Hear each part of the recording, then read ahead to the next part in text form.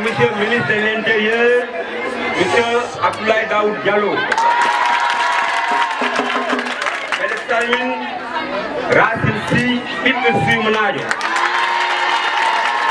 Monsieur Salmini, Senilam Didem Gananga Warma, Menenjangi Dikoy, Collège Podor, 6e A, 3e Moussa. Monsieur Salmin, président du conseil départemental, Monsieur Mamoud Diangalam, et debbo mawɗo tedduɗo dari won joom suudu Abdoulaye Daoud Diallo. Mbeɗa salmin monsieur Kalilou Kane CC. Minen jiiɗa ɗiɗi monsieur le ministre, tout ce que Mamadou Racine Sy devait faire l'a fait pour son quartier. Également, notre cheminement avec lui ne date pas d'aujourd'hui. Ce n'est pas la politique qui nous lie avec Mamadou Racine Sy. Mamadou Racine Sy est fils authentique de Suma. Il a toujours fait et il fera toujours pour ce noble quartier de Suma. Un quartier historique, chargé d'histoire. Je crois que le nom de Suma rayonne partout dans le monde. Je veux dire, aujourd'hui, Mamadou Racine Sy a fait tout pour Podor.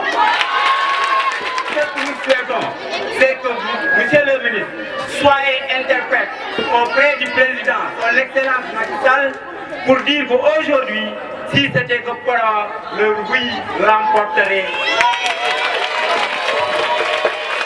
Maintenant, on souhaiterait qu'à l'heure du bilan, que le président laisse un œil attentif à Podor commune. Le Podor a déjà compris que le Sénégal émergent est en train de rayonner dans cette ville. Ça, nous le savons tous. Aujourd'hui, quand on jette notre regard dans cette commune, on verra beaucoup de réalisations. Je veux nommer l'agence de l'IPRES. Je veux nommer la caisse de sécurité sociale. Je veux nommer dans quelques jours le centre médico-social. Et tant de jeunes ici qui sont recrutés par le racisme. On est à coup sûr qu'il y a 4 km de route dans la commune de Podor. Et aujourd'hui, on peut rallier directement Saint-Louis en passant par via Pandao et aller directement à Saint-Louis. L'île Amorphile sera désenclavée parce qu'il y aura une route qui partira de Diatta à Salmo. Qu'est-ce que donc aujourd'hui nous attendons? Nous savons que le président Macky Sall a beaucoup fait pour notre département, a beaucoup fait pour le Fouta. À nous, à charge à nous maintenant de serrer nos coudes et de dire oui le fait. Bini sama grand frère Racine Sy, Bini mon frère ami et grand frère également et mon tonton Abdou Dia. Xaalam nañ jur la parce que le temps est précieux. li may wax rek mooy le problème de Podor moo ñu dajale fii ñun ñëpp. damay rappeler ci monde bi yëpp gisuguma benn buur benn président de la république bu jóg neen day wàññi mandat am bi nga xam ni constitution sénégalaise moo ko jox amul. ñu gis le président Macky Sall yéene ko bëgg ko def conseil constitutionnel ne ko d'accord nañ ci waaye mënul appliqué wu ci mandat bi ñenn ñi commencé xataraay loolu diñ ci gërëm tout simplement toutes les autorités sénégalaises moo tax le 20 ginnaaw suba ñëpp nañu ànd ak seen fulla ak seen fayda ñu dem voté teel ci jàmm parce que voté oui mooy pour la paix sociale voté non mooy yéefil na am na loo xam ni le président de la république son excellence Macky Sall tànn na ma ci 14 millions de sénégalais dem jëlee ba pare ma ñëw liggéey pour Sénégal ngeen déglu bu baax lu may wax les jeunes mu dénk ma lu ñuy naan dem ak dikk Sénégal muy Dakar dem dikk muy lu bees loo xam ne di ngeen ko dégg bientôt muy Sénégal dem dikk bis boo gis Dakar dem dikk ratio bi 11 personnes ëpp na moo tax société bi amoon ay problème tey ñu ngi sant yàlla bis yii di ñëw waxuma sax 475 dama ne 400 yi rek ñu wàccee ratio bi 6 personnes par bus benn chauffeur le matin benn receveur le soir benn conducteur le matin benn conducteur le soir ñu ngi ci 4 kii raxas kii réparé kii contrôlé nous sommes à 7 mais bu ñu ko yemalee 6 sur 400 bus nous avons 2400 personnes à recruter. te loolu je le dis sous votre contrôle dans quelques jours tey sax tout là maa ngi gérer l'embarquement des bus les 400 bus vont être embarqués dans le 25 bii bu ñu ñëwee j'ai pris quasiment la totalité des CV de Podor tous les quartiers Moussa yore ñoom mi ngi ci léegi jox na ma lépp daañu recruter te Podor dañ ci gis boppam am na yoo xam ne nag kenn du ko wax ci public kuy yott sa kër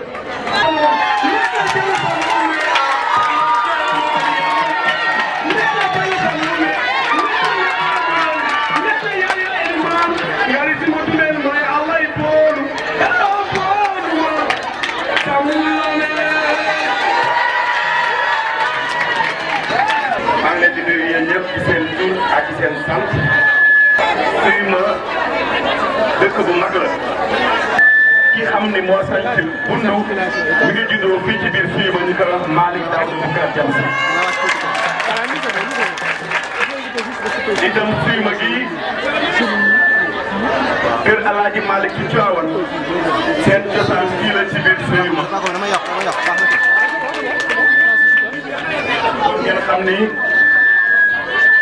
suy ma du dëkk bu ndaw dëkk bu rëy la bon nag yéen suy ma maa ngi rafetlu seen taxawaay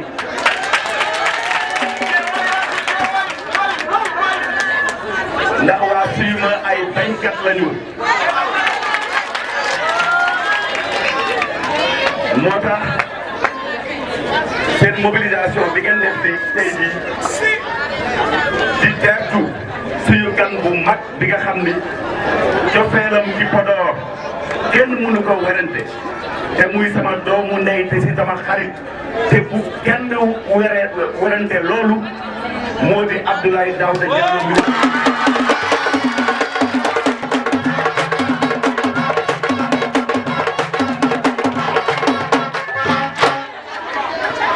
ni ma leen ko waxee woon keroog il faut que ma leeralal leen lu ndaw parce que lépp loo gis ci nettali lay mujje bu ma nekkee fii nag ci kanamu waa suy ma tuleel tongo Elimane Racine Ngoné Ndickou ma ni keroog bu ñu demee ci ziare Louga ci Thierno Bassirou Mountaga Daha Tall ministre de l'intérieur Abdoulaye Daouda Diallo mii moo ma dugal ci otoom jox ma garde corps am ak ay policiers ak ay motards bi la demanti ba ngeen gunge Racine kenn bañ ko laal.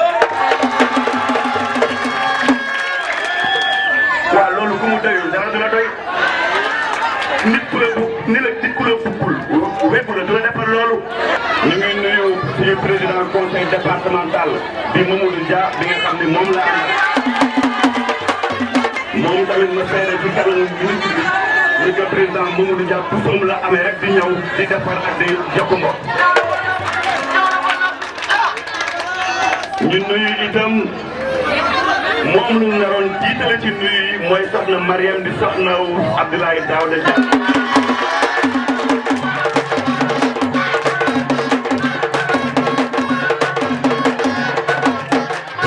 di nuyu itam suñu rakk di maître Moussa Diop mu nga xam ne moom la ñu bokkal liggéey bi ci biir Podor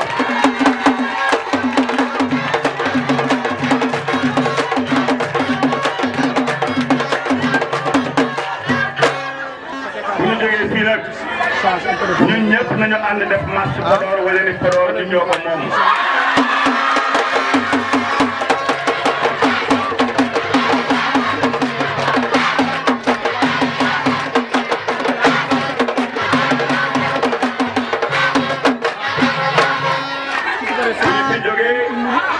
nañu dox traversé Podor bu ko defee ministre Abdoulaye Daouda Diallo bu demee mun a seede ni Podor président Macky Sall la àndal.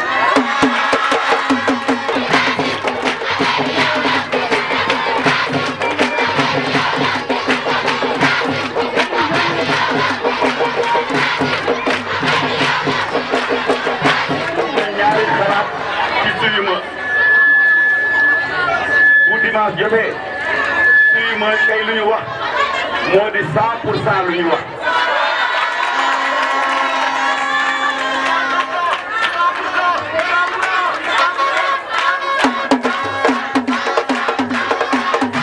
moo di ñu ngi ñaan ministre Abdoulaye Daouda Diallo moom mi nga xam ni moom la fi président Macky Sall wóolu mu ëmb département bi yëpp képp kuy yëngatu pour Macky Sall ci ginnaawu Abdoulaye Daouda Diallo la topp man en premier lieu ñu ngi ci ginnaawu Abdoulaye Daouda Diallo. bon nag ñu koy ñaan mu def fii commune Podor commune boppam mu jàppale waa commune Podor bu baax a baax a baax. te xam naa ni loolu mi ngi koy def te dina ci gën a yokk loxoom ci loolu bu soobee yàlla. maa ngi leen di gërëm yi ñëpp di ngeen sant.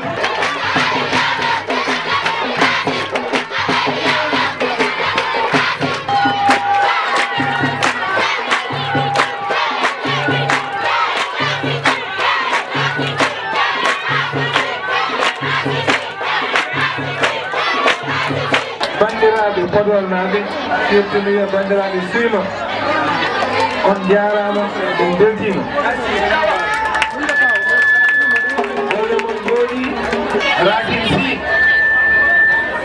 Racine sa dañi ɗum way joguiɗa ko cellal e banduma ni sa yeebima ha a seeri hen weeɓade kadi heptu ɗum so jiiɗa Racine dokkon ni minen min jiiɗi nange wadde son jiɗanoke min wadde noon simanaɓe 100%.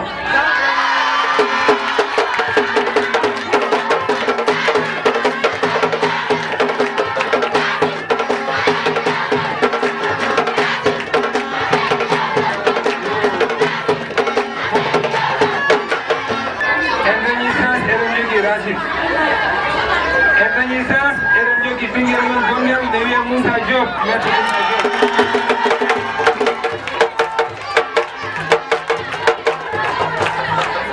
Maître Moussa Diop, mo woni ɓiɗɗo Podor, mo woni directeur général Dakar Dem Dikk. Waaye maître, xam nga lan laa bëgg. C'est vrai, am ngeen ay bus, am na Dakar Dem Dikk, waaye ñun it dañuy bëgg Fouta Dem Dikk.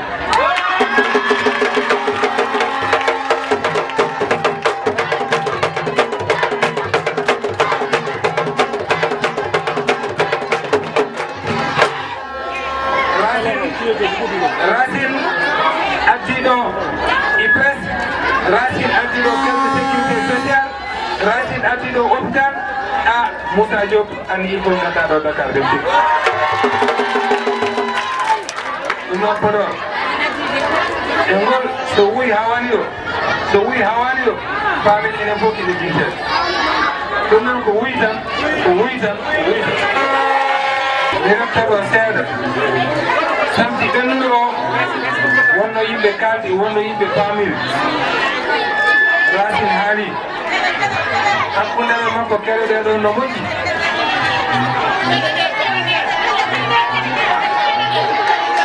Hakkundere Racine ko 93 e joni ko duuɓi 23 hakkundere Racine.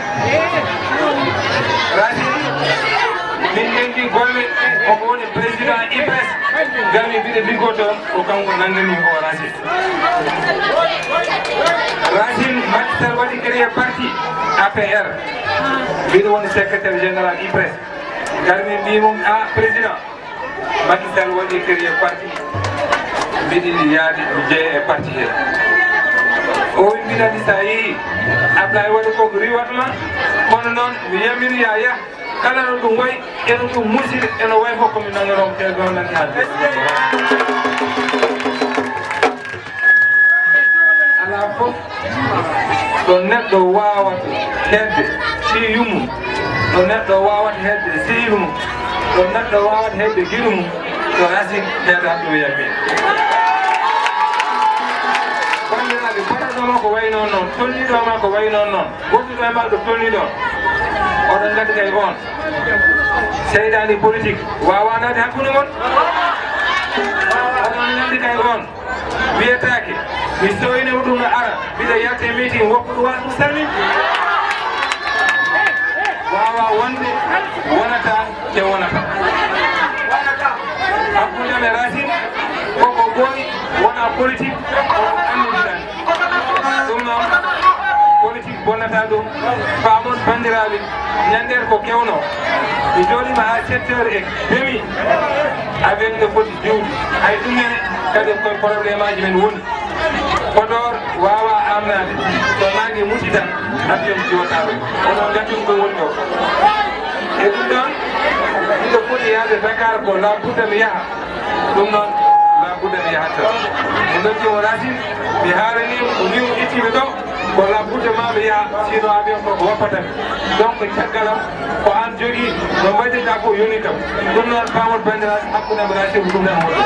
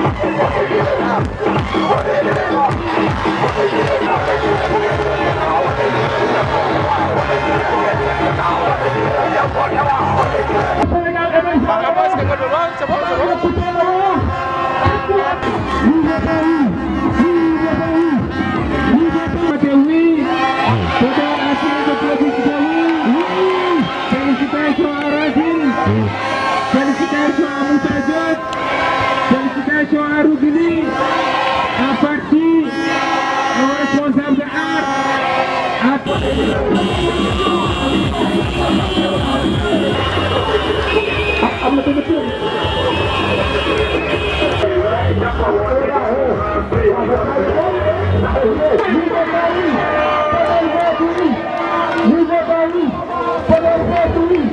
On va marcher. Voilà pour qui, celui pour qui les gens doivent être non, qui a été sous le moment de la vie. Maa ngi leen di remercier dimanche à 20h minute ñoo reer si benn terrain. ndaw de kenn yemul lee. ñun jigéen dañuy jaar.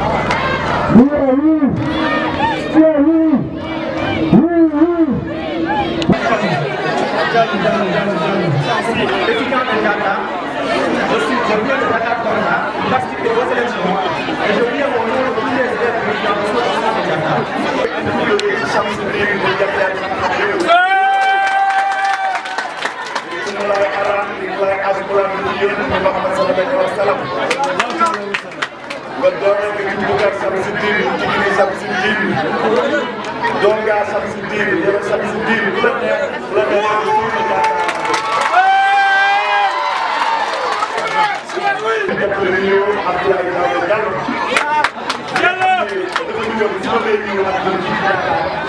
waaye balaa ma fi jógee fii dinaa ko woo téléphone mu nuyu leen ndax tey test bi dafa rafet ba nga xam ni mu ñu soxal encore suñu mbokk yaakaar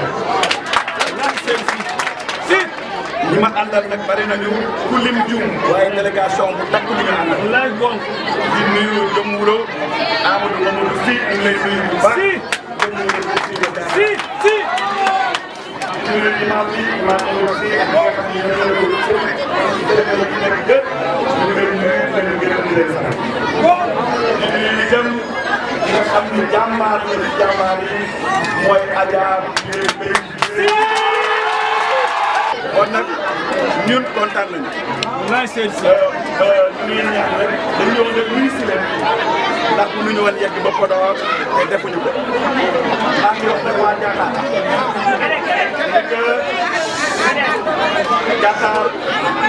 keroog bi fi ñëwee di indi ambulance bi am na lu ma gis li nga xam ni dama ni woon bu ma amee jot naa ko kon bu weer bi deewee dinaa leen tabaxal poste de santé bu bees.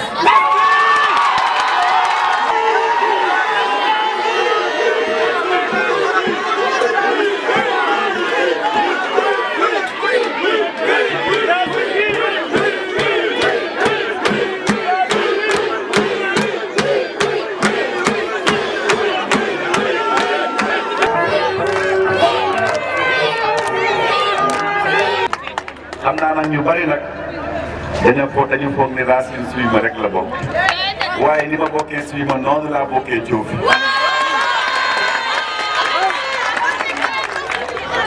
ndax gis ngeen saa yu ma ñëwee Podor dinaa dem ziare ji ci armée lu Diofi yi suñ ci andi woon ndaxte xam ngeen lu tax sama maam bu jigéen bi nga xam ne Diofi la dëkk waa kër Elimane Baba Awa Kane ak waa kër Elimane Abou Mbow moom lu ñu denc foofu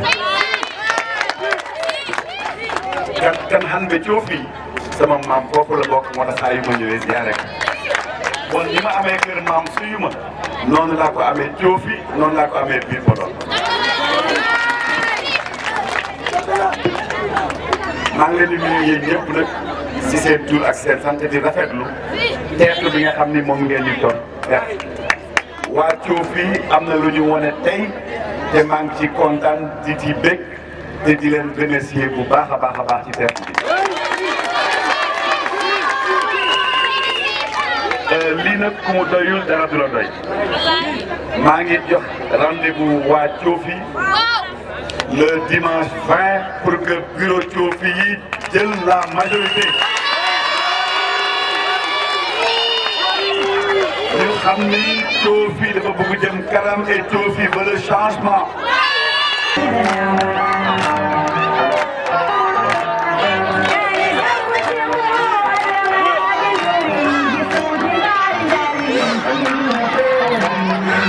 Si simo undu kambe fobe ndendi dangi tani magedal Mamadou Racine.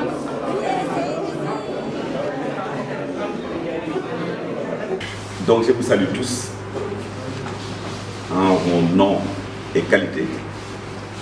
Et je me réjouis d'être parmi vous pour partager ces quelques instants d'échange et de communion. C'est un plaisir pour moi de rencontrer les étudiants de Podor parce que ce sont les futurs cadres du pays et j'espère que tous, dans les filières où vous êtes, vous allez donner le meilleur de vous-même et rendre Podor fier d'avoir des fils et des filles comme vous. Être étudiant, ce n'est pas facile. C'est d'abord beaucoup de privations. C'est d'abord s'éloigner de son environnement, de son cocon familial naturel, et ce n'est pas évident. C'est également résister à de nombreuses tentations. Donc c'est faire preuve de beaucoup de volonté, de beaucoup de personnalité et de beaucoup d'abnégation ou d'opiniâtreté dans le travail. Ceci dit,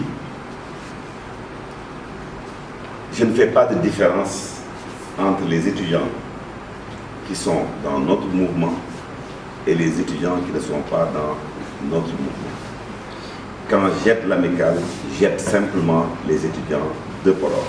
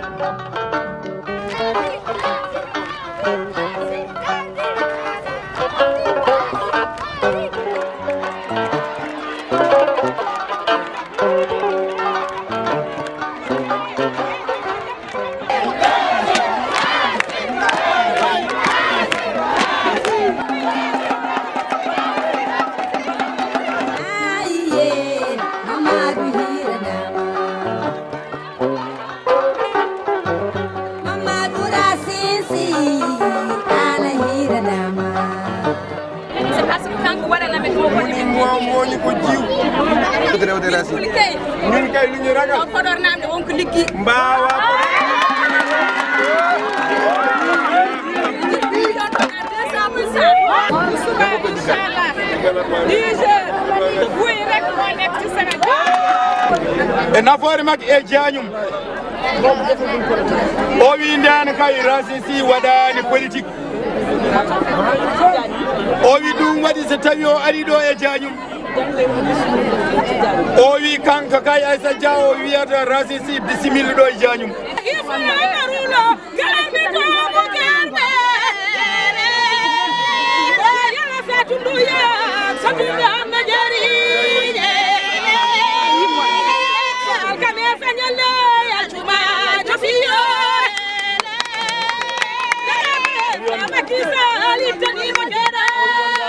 mon mbono fofo indi mum e yettode mum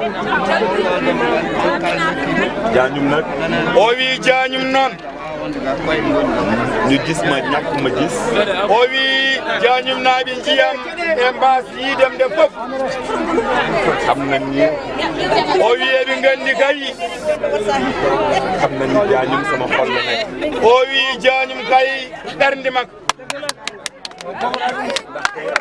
o wi ko waɗi ɗum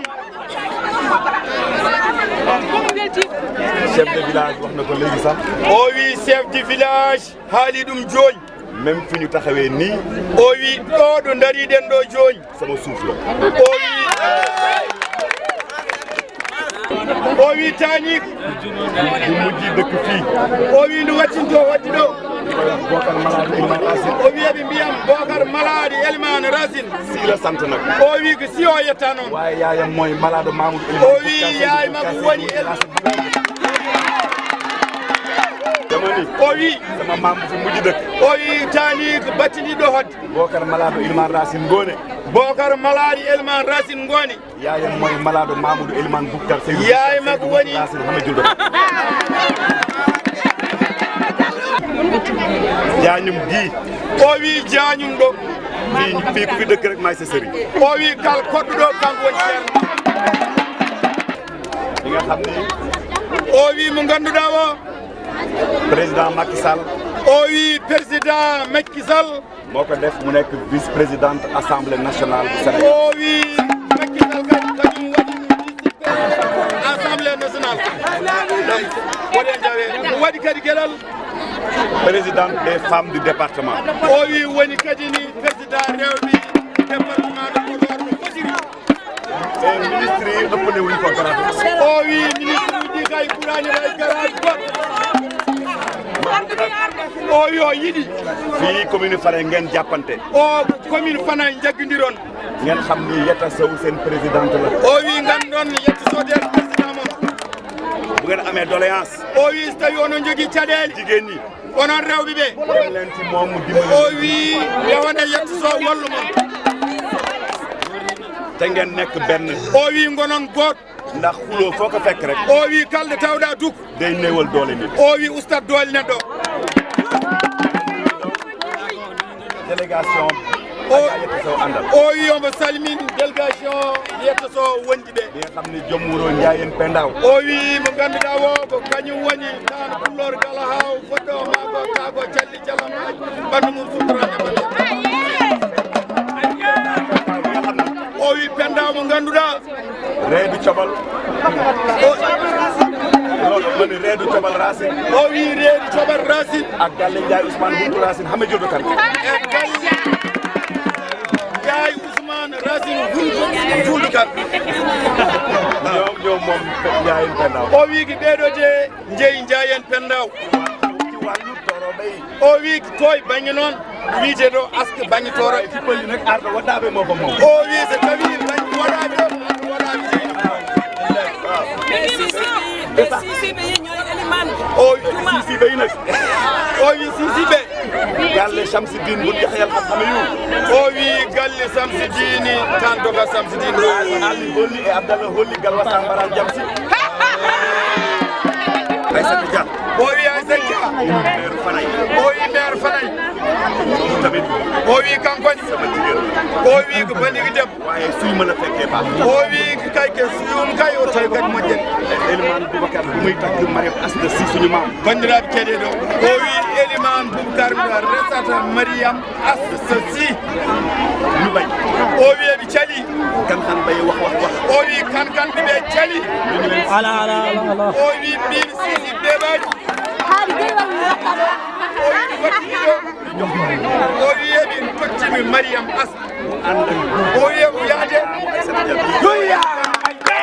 bon nag o wi wadde lu ma def Jaañum maa ko defal sama bopp. o wi kalko waɗi Jaañum ko hoore makko de o waɗani. léegi la ma Ablaye Diallo di wax waxu centre de santé bi. o wi ko joni Ablaye Diallo ene haalnamba haala banggal safrirde nde. bu weer bi deewee nii.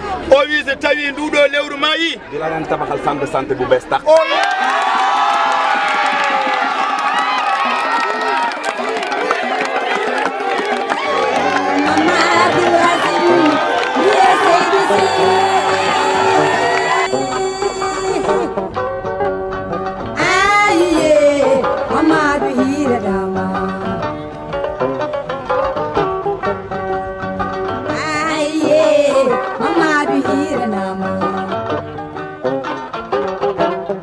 Say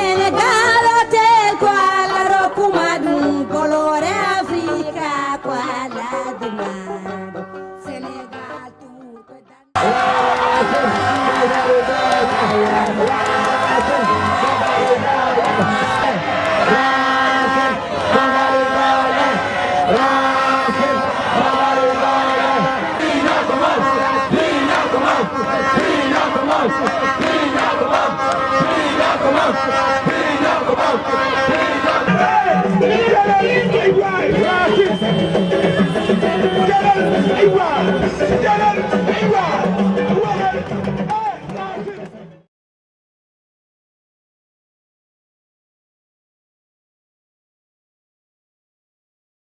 me réjouis de cette victoire du oui, qui est celle d'un choix de la ville de Podor pour un Sénégal émergent et donc pour un Podor émergent.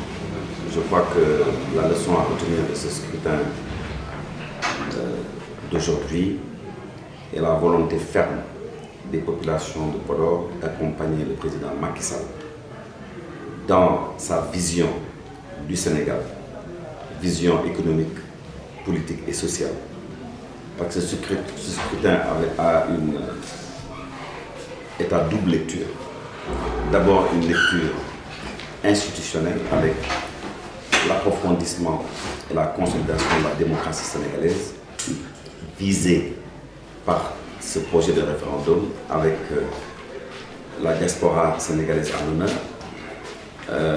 avec l'élargissement du Conseil constitutionnel, ainsi qu'un point important, c'est les candidatures indépendantes qui permettront à tout un chacun de pouvoir solliciter le suffrage du peuple lors des élections locales. Et ça, je crois que c'est une avancée démocratique majeure. Podor était un enjeu important, pour des raisons que vous savez, relativement aux dernières élections locales, qui, comme vous le savez, avaient abouti à la victoire de l'équipe actuelle, suite à des péripéties judiciaires qui ont retenu l'attention du pays. Les choses sont claires, il y a une différence de plus de 698 voix.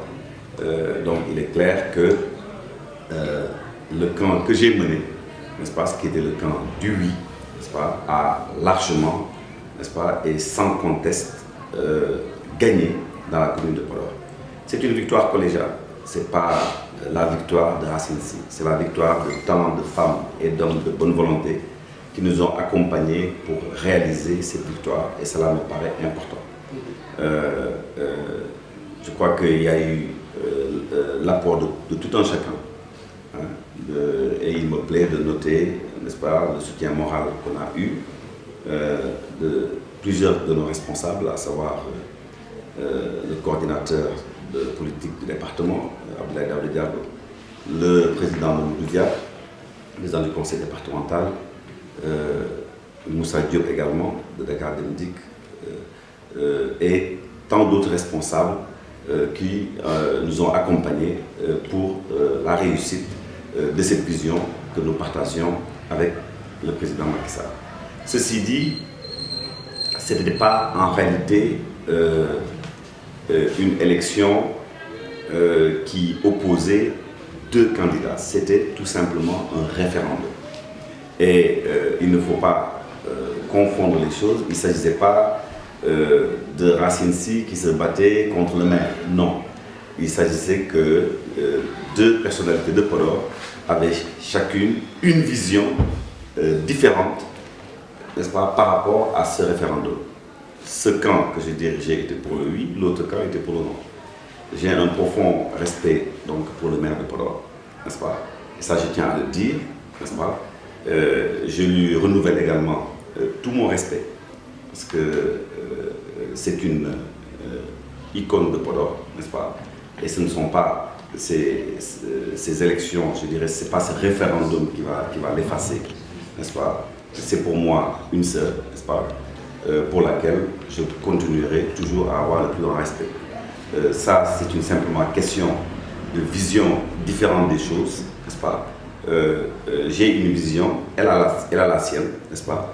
Et que je respecte, n'est-ce pas? Et je suis heureux, c'est sûr, que ce soit la vision, celle-là que je défends, qui soit partagée par la majorité de la population de Podor, qui s'est exprimée de manière nette et sans bavure pour, n'est-ce pas, le soutien au président Macky Sall pour la poursuite du plan Sénégal émergent.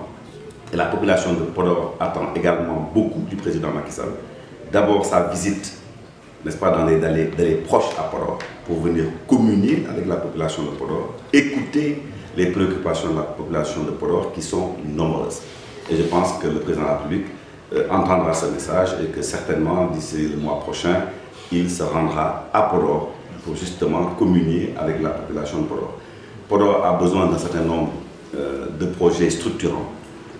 Podor a besoin également de la création d'être désenclavé, donc avec qu'on remette le bac en marche, qu'on puisse construire de nouvelles routes pour créer un effet de levier, notamment pour l'agriculture, et ainsi que la mise en valeur du collingal de Podor, réclamée depuis des lustres par la population.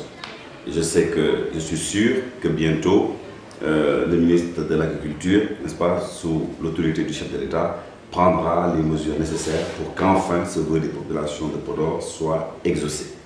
Il s'agit aussi de renforcer les choses du point de vue de la santé au niveau de Podor, au niveau du district de santé. Il s'agit également de créer des emplois pour les jeunes. Il s'agit également de créer les conditions pour que les femmes de Podor qui sont braves, ces femmes-là qui se sentent quelque peu abandonnées, puissent bénéficier des financements pour pouvoir travailler, n'est-ce pas, à la sueur de leur front et pouvoir subvenir aux besoins de leur famille quand on sait qu'au Fouta, les femmes contribuent beaucoup à l'entretien des familles. Donc je crois que par ce vote, c'est un signal fort que les populations de Podor adressent au président de la République, le président Macky Sall, qui m'a toujours assuré de sa volonté de faire de Podor un Podor émergent. Et nous n'avons aucune raison de douter de cette volonté du chef de l'État. Et je suis sûr, n'est-ce pas, qu'il la mettra en œuvre, n'est-ce pas, dans les délais les plus brefs. Il me plaît aussi de saluer l'apport de nos sœurs dans cette victoire. Je veux parler de Rougili, de Adia Fatala, de Fatsi et de tant d'autres, n'est-ce pas, qui à nos côtés se sont battus, n'est-ce pas, pour que le oui puisse triompher, pour permettre au président de la République de mener à bien les réformes institutionnelles et autres, n'est-ce pas, et notamment la poursuite du plan Sénégal émergent, dans lequel plan Podor se reconnaît parce qu'il y a déjà 4 km de routes bitunées qui sont prévues à l'intérieur de la commune de Podor, sans compter un certain nombre d'autres projets structurants qui, encore une fois, permettront à Podor de rentrer dans une autre ère. Je rappelle que Podor est fier de ce qu'elle a toujours été, parce que quand Podor existait, Podor a été prise le 17 mars 1854 par la France, n'est-ce pas, est devenue un cercle depuis fort longtemps. Et la ville de Podor a existé avant bien des régions aujourd'hui. Quand Podor existait en tant que tel, je crois que avant on parlait de la région de Saint-Louis qui existait, qui comprenait Louga et Matam. Et donc quand Podor existait, il y a pas mal de communes, de villes ou de régions aujourd'hui qui n'existaient pas. Donc je crois que Podor doit retrouver son lustre dans le temps.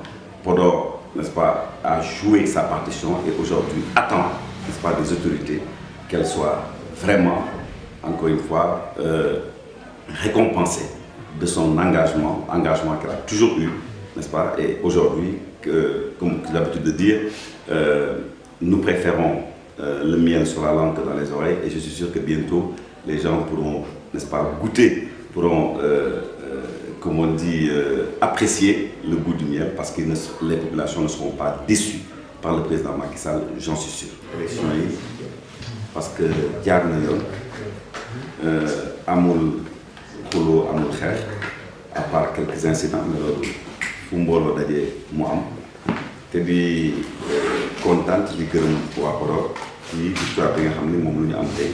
lii itam am na la muy wane moo di Podor buggul féete ginnaaw bugg na lépp lu gouvernement bi di tëral Podor gis ci boppam xale yi di liggéey mag yi di faj seen district de santé bi ñu renforcer ko moderniser ko seen collingal bi itam dégg ma ñu defar ko yaatal périmètre Podor ba nit ñi mën si gis seen bopp seen di bay itam ñu tali yi itam ñu yokk ko pour désenclaver Podor loolu déjà xam naa ne ci biir plan Sénégal émergent am na 4 kilomètres de route yi nga xam ni mi ngi ci te loolu population bi am nañ ci yaakaar lool ñu ngi séntu itam comme am na lu ñu wane ci élection yi que président Macky Sall ñëw fii ñu mu gën a gaawee pour ñu saafonte féete li nga xam ni moom la Podor def tey wane na ni Macky Sall la àndal na président Macky Sall ñëw fii waxtaan ak population bi ñu ngi koy xaar ñu ngi koy ñaan te xam naa ni lu mu gën a gaawee dina ko def man saa yu ma wéeteeg président Macky Sall mu wax moo dëgg yàlla cofeel bi nga xam ne moom la am ci Podor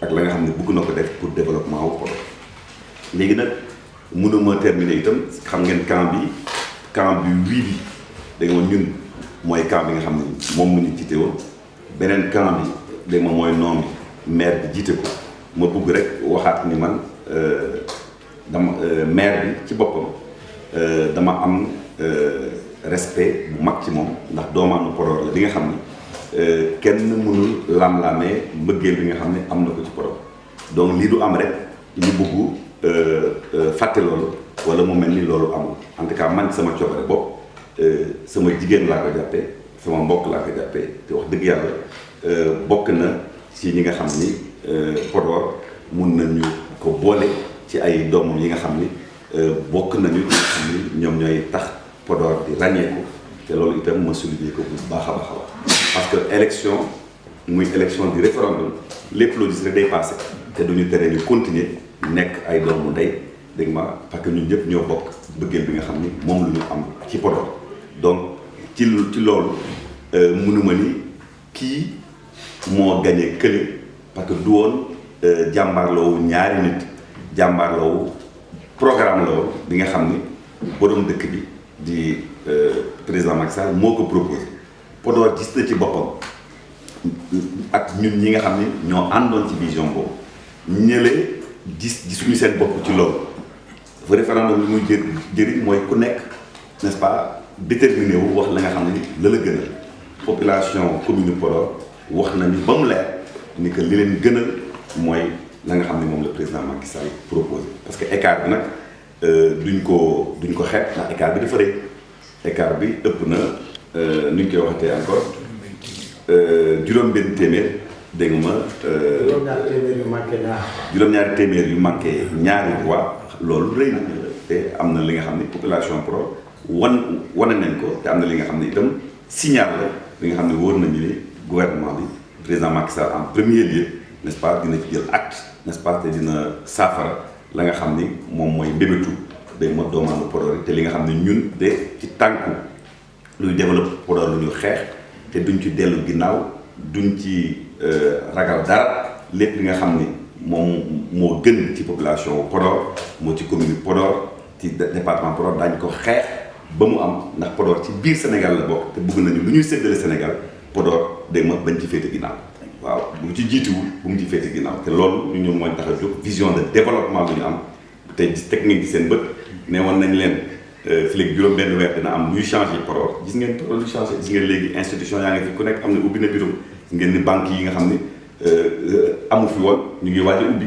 gis ngeen itam am na yeneen ak yeneen jéego yi nga xam ne ñu ngi koy def loolu yëpp di wane cofeel bi nga xam ne moom lañu ci am ci Podor ndax nit ki da ngay fonk sa cosaan da ngay fonk foo jóge bu dul loolu doo mën a fonk sa bopp moo tax ñun ñu fonk Podor parce que lu ñu yàlla mën a dénk itam réeréewuñu dégg nga bu ñu ni woon ku nekk nga ñibbi kër maamam ñun Podor lu ñu ñibbi loolu xeebuñu loolu n'est-ce pas loolu pour ñun dañ ci yëkkati suñu bopp n'est-ce pas lu ñu bokk fii te bu soobee yàlla tant que ñu ngi dund tant que yàlla ñu jox kàttanam daañu def lépp li nga xam ne mën nañ ko pour yokk koom-koomu Podor pour yokk am waa Podor et pour vraiment def suñuy contribution ci lu ñu woowee reconstruction Podor parce que Podor li mu soxla bari na n'est-ce pas te loolu dañ ci ànd vision ak population yaakaar boobu nag moo tax dégg nga ñu jox ndam bii président Macky Sall am yaakaar n'est-ce pas que di leen gëstu bu baax et que seen mbëbët yi bu soobee yàlla gënant bi dina ko saafara.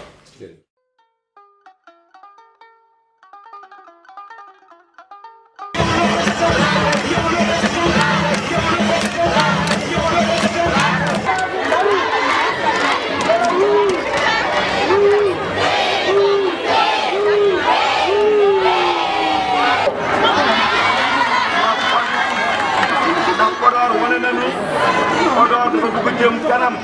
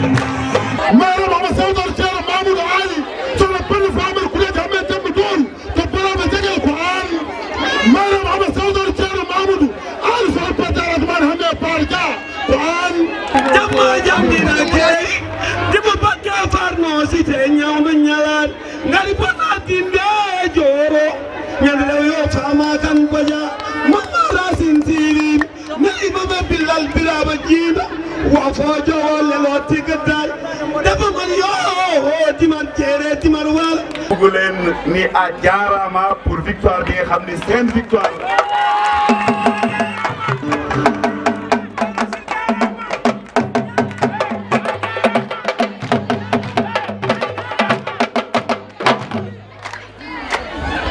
maa ngi kontaan ci yéen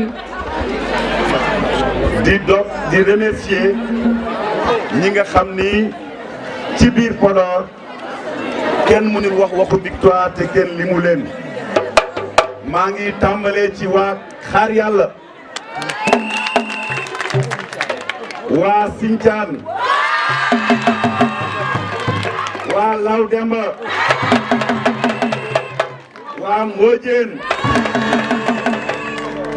waa biir Podor waa Suyuma mention spéciale na pour waa Diofi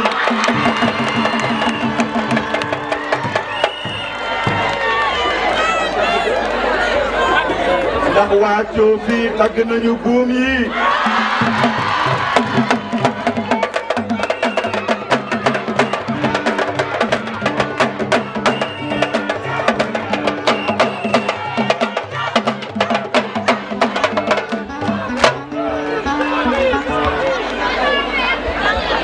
fàttewuma ci itam waa Gadd ga ak waa Takk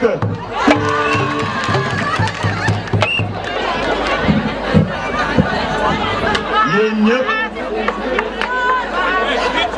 yéen a boole ànd pour lii mun a am tey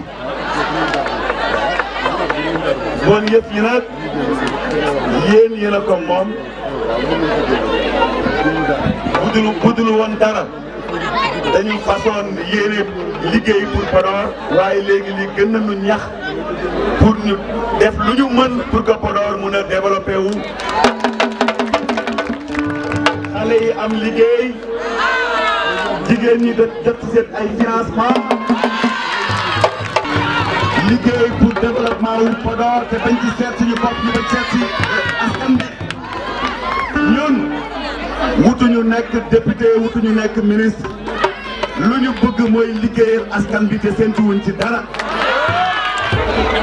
ñun ñëpp nañu ànd nekk benn lii référendum la woon loolu passé na ña nga xam ni non lu ñu voté ñoom suñu ay jigéen lañu suñu ay rakk lañu suñu ay mag lañu nañu ànd nekk benn xam ni Podor benn loolu bu ko kenn yàq ñun ñëpp a bokk bëggandoo Podor nañu ànd nekk benn pour développement Podor ak lu suqali askan bi loolu moo motal ñaan yéen ñëpp nag léegi Podor waa bu bees am na moo di Podor waa bu xam boppam Podor waa bu bugg lu baax Podor waa bi nga xam ne bëgg nañu lu ñu séddalee Sénégal mu jiitu ci yéen ñëpp nag aw ma seen pay maa ngi leen di gërëm di leen sant wa salaam.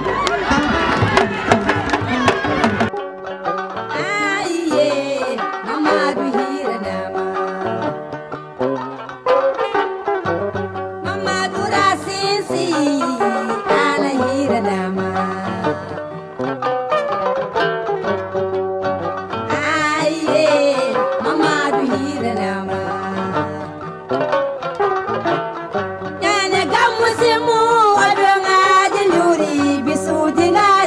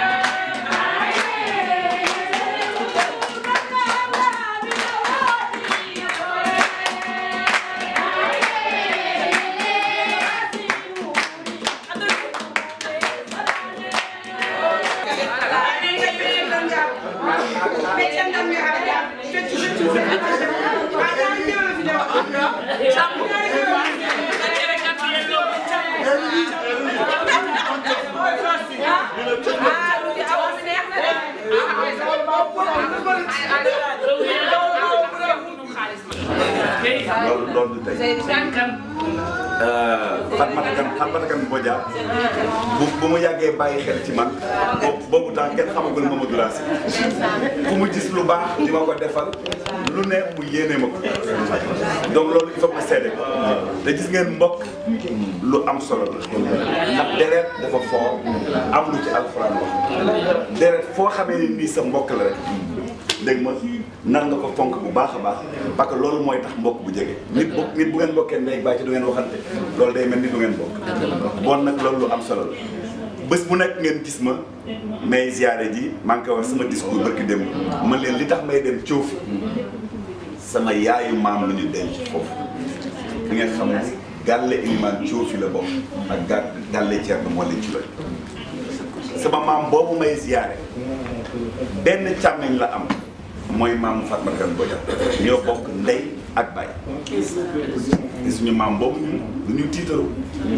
lu dëgg Ramatoulaye Mamadou Racine moom la ñu tuddee sax sa papa bon nag yaayam benn càmmiñ la am moo meññ ñoom Fatmata Kane Bodian xam nga loolu mbokk mënul gën a cher loolu parce que xam nga dawal Mercedes ak dawal R4 bokkul ñun kii mooy suñu Mercedes donc ndeyam lu ñu fonk la te benn càmmiñ la mooy maam donc loolu lu am solo la moo tax lépp loo gis du hasard Fatmata Kane taxawaayam fii dafa mel ni rek suñu taxawaay ñaari maam yi bokk ndey ak baay rek ñoo fi taxaw nii te moom yàqu ci dara ku ko xamul itam Fatmata Kane Bodian dégg nga ko ndax alalam du ko boole kenn fi mu nekk moom man dama jàpp ni sax dimat ba mu daj moom moo fay limal bu kër tey parce que daraja bu maamam amoon kilifteef bu maamoon amoon ci dimat yëpp yàlla ci moom la ko feeñal day ci waaw donc te tey jii sax mun nañ ni Fatmata moo neexal tey jii mbir mi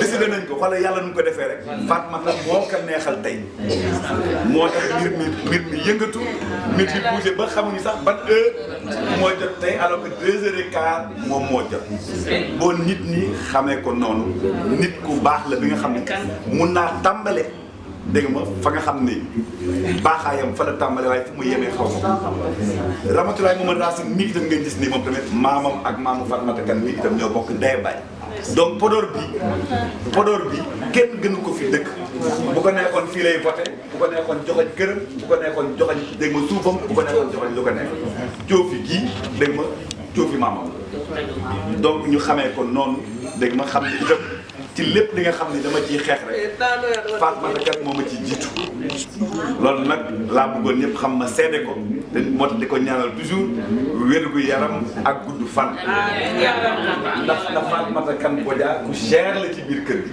bi nga xam ne ñëpp xam nañu sama diggante ak moom ba may dem jaañu yetta di ma kaay ma ne ko aw ma dañ may xaar ma kër Fatmata nga jëm parce que xam na ni du ma borom donc nga xam ni que loolu yëpp dafa am lu muy wane te lu dëggu la parce que du tey démb la woon waaw lu leen démb la n'est-ce pas yàlla saxal ko ba wax ci lii yàlla na ko yàlla gën a saxal en tout cas man nii Fatmata Kane Bodian mënu ma ko fay dégg nga maa ngi koy gërëm di ko sant ci kanamu mbooloo bi yëpp dégg nga nag léegi nag ñu defal ko ovation debout nag dégg nga balaa